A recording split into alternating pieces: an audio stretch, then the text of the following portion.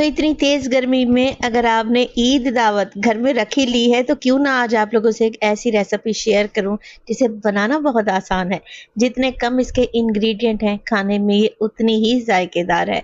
अस्सलामुअलैकुम, मेरा नाम है फ़ाइज़ा ख़ान और एक स्पेशल रेसिपी में लाई हूँ आप लोगों के लिए नमकीन गोश्त की बेहतरीन रेसिपी। तो यहाँ पर मैंने ले लिया है तकरीबन 1.5 किलो के बराबर बीफ, जिसमें मिक्स बोटी है यानी कि बोनलेस पीसेस भी हैं, हड्डी वाला गोश्त भी है और एक अदद नल्ली भी मैंने डलवा ली है। अब 1.5 किलो में तकरीबन 1 टीस्पून मैंने नमक डाल दिया, अदरक लहसुन का पेस्ट डालेंगे और पानी शामिल करेंगे। देखें, यखनी वगैरह तो हमने बनानी नहीं है, बस पानी इतना ही प्रेशर कुकर में ऐड करें जिसमें ये बीफ या फिर मटन ईजीली सॉफ्ट हो जाए। तो बस जी कुछ भी नहीं करना, प्रेशर कुकर का कवर लगा दें और 30 से 35 मिनट के लिए बीफ को अच्छे तरीके से गलने के लिए छोड़ दें।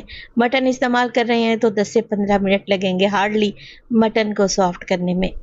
अब बीफ को मैंने शिफ्ट कर लिया है बड़े से खुले बर्तन में, क्योंकि हमने इसकी हल्की सी भुनाई करनी है। शामिल कर देंगे 3 टेबलस्पून देसी घी। घी नहीं है तो नॉर्मल घी डाल दें, बहुत ही अच्छा टेस्ट आएगा। इसके अलावा डालेंगे इसमें धनिया पाउडर और काली मिर्च का पाउडर। दैट्स इट, इन्हीं मसालों का तो इस्तेमाल होगा और यकीन करें ये रेसिपी मस्ट ट्राई वाली है। एक बार बनाकर तो देखें। हल्के हाथ से मिक्स करें और गोश्त की भुनाई कर लें।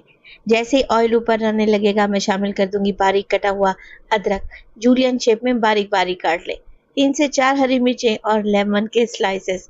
बस जी बेहतरीन सा हमारा नमकीन गोश्त तैयार है।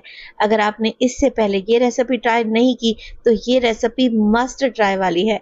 ईद पर कुछ बनाए ना बनाए ये नमकीन गोश्त बना लें, यकीन करें फैमिली वाले तो आपके हाथ चूम लेंगे। मैं आपको गोश्त चेक करवाती हूँ। ईद के पहले दिन ये नमकीन गोश्त मेरे घर में तो लाजमी बनता है। अब बारी आपकी है, रेसिपी बनाए तो अपना फीडबैक देना हरगिज नहीं भूलिएगा। मैं इसे सर्व करती हूँ रुमाली रोटी, सैलेड और रायते के साथ। तो देखें, लग रही है ना टेस्टी।